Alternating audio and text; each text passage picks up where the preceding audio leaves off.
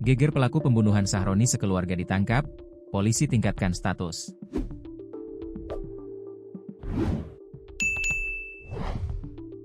Geger terduga pembunuhan Haji Sahroni sekeluarga, yang jasadnya ditemukan terkubur di bawah pohon nangka, disebut telah ditangkap polisi.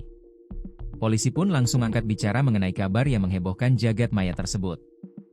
Kabar heboh itu diketahui dari media sosial.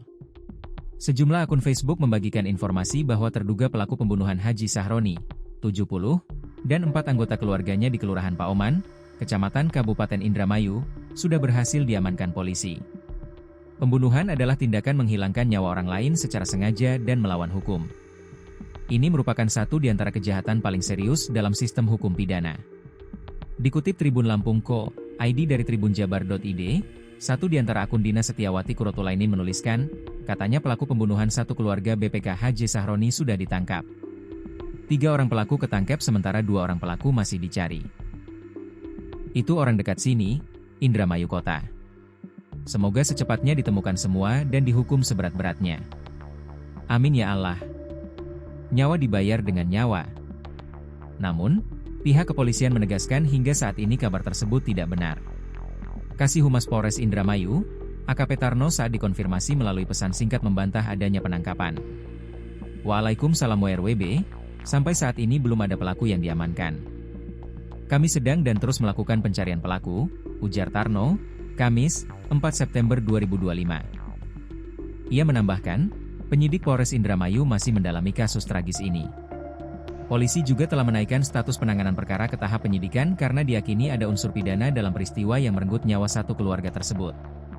Sampai saat ini update dari pengembangan kasus perihal meninggalnya 5 orang dalam satu keluarga di Paoman, tim penyidik meningkatkan statusnya ke penyidikan. Karena dari tim rekan-rekan penyidik, meyakini menemukan ada peristiwa pidana pada kasus tersebut, ucapnya. Sejauh ini, sebanyak 11 saksi sudah diperiksa, mulai dari warga sekitar hingga pihak keluarga korban.